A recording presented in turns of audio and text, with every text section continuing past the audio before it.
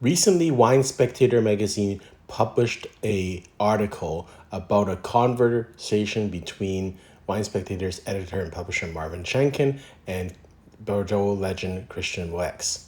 In that interview, they highlighted a point where there's a current rift between Wine Spectator and the First Gross of Bordeaux. So let me try to explain the rift, and also in the comment section we'll put in the link to the article. Essentially, what they're complaining about is for the 2020 vintage, the first growths of the left bank have banded together and declined to submit their wines for publication for blind tasting. And what Wine Spectator says is this is the standard that the magazine holds to all wines in order to avoid bias.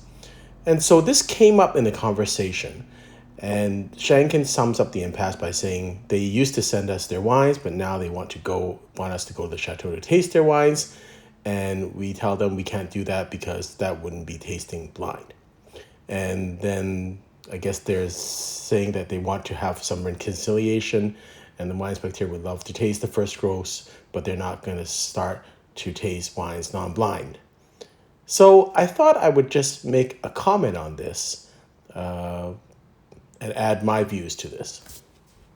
Before I begin my comment on this, I just want to make a couple of points. One, I saw this story, and whatever I'm going to say is my personal opinion.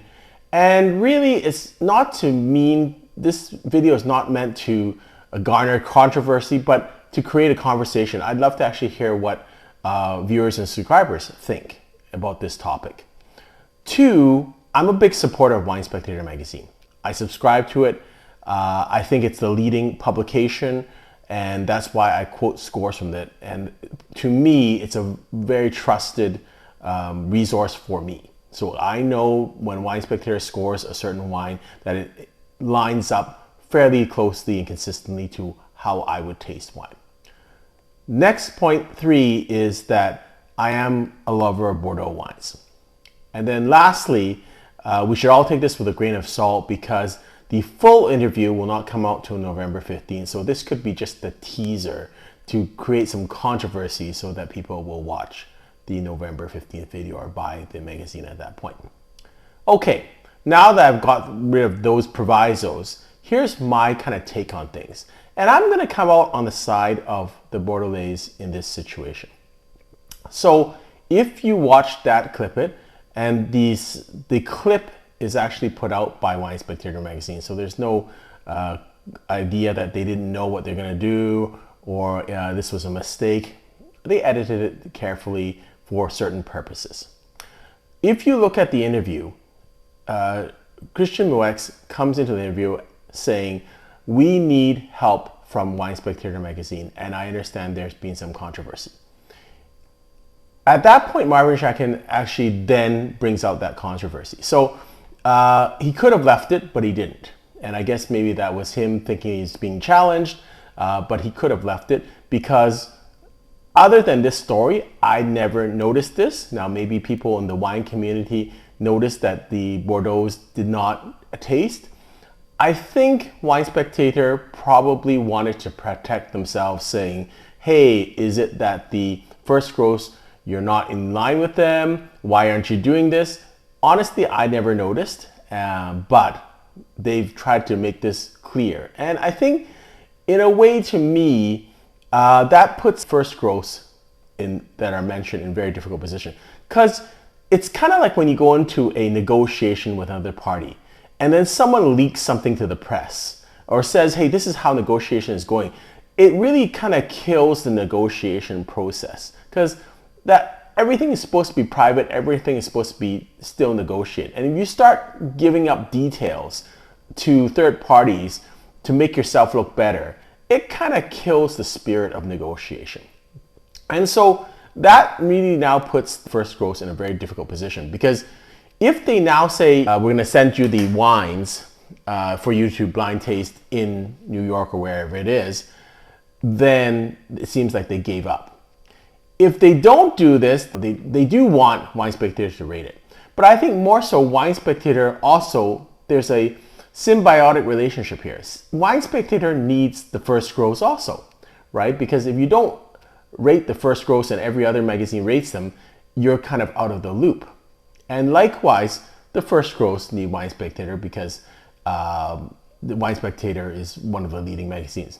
Having said that, both will survive without each other. Just because Wine Spectator magazine doesn't rate the first gross is not like they're going to lose their viewership. Likewise, just because the first gross don't send wine to Wine Spectator, I don't think it will affect their price or their demand at all, quite frankly.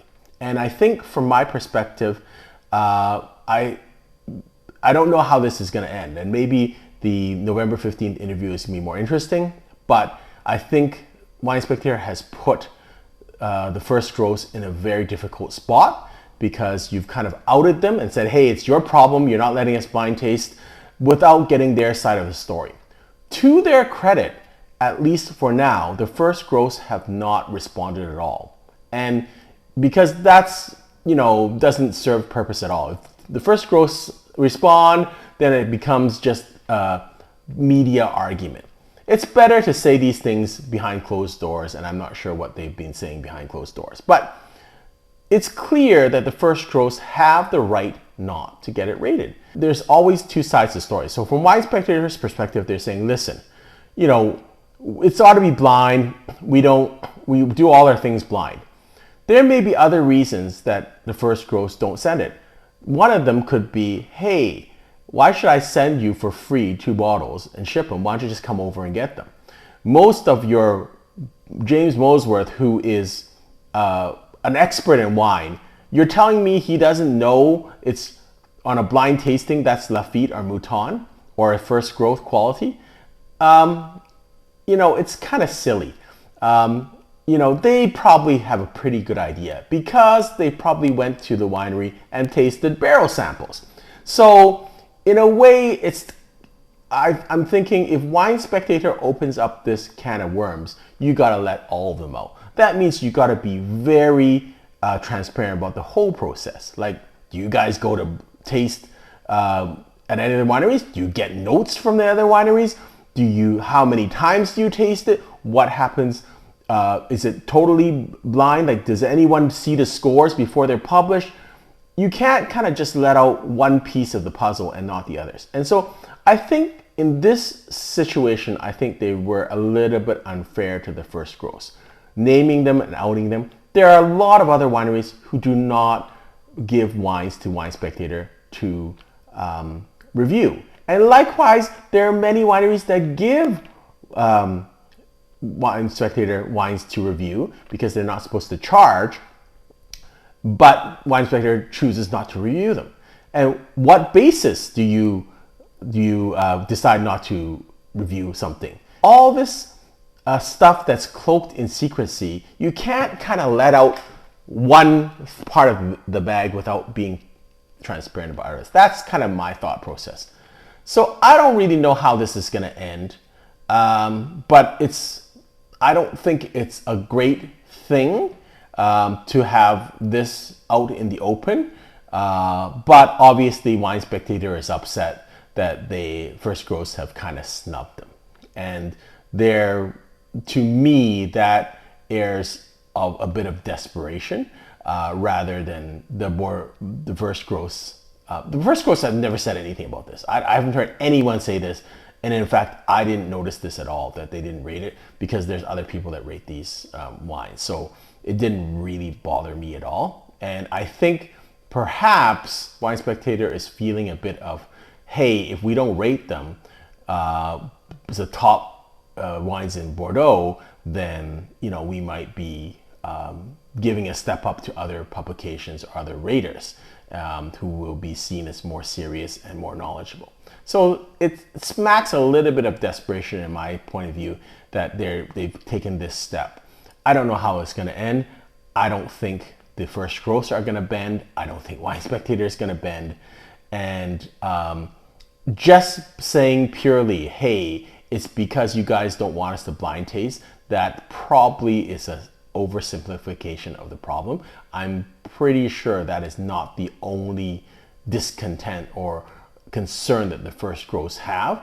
I'm pretty sure they are not like, well, we know we're making bad wine, that's why we don't want to give it to them to rate. I think it's got to be other things. I can think of them off the top of my head. One of them is the actual handling of the wine. These are, this is very exclusive wine. They would say, we want to have it in the best condition possible. I don't want to ship it over.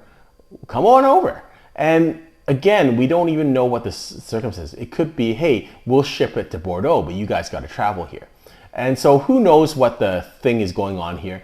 I believe it's a little bit of a power struggle, and there's lots of things behind the scene that we probably don't really understand. But it's an interesting problem, and it sheds light on wine ratings, which I've always said you have to take with a grain of salt. Wineries are important for wine publications because that's how they sell their wines, and that's how they sell advertising.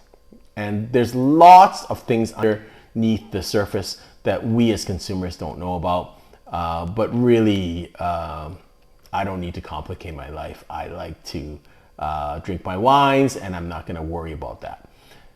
I don't know if you liked this video, but I thought it was a neat topic because I saw it and I wanted to react to it right away because it was a strange story in my mind. And I'm sure we'll have great comments and conversation over this.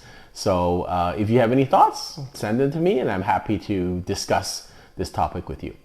Until next time, happy drinking.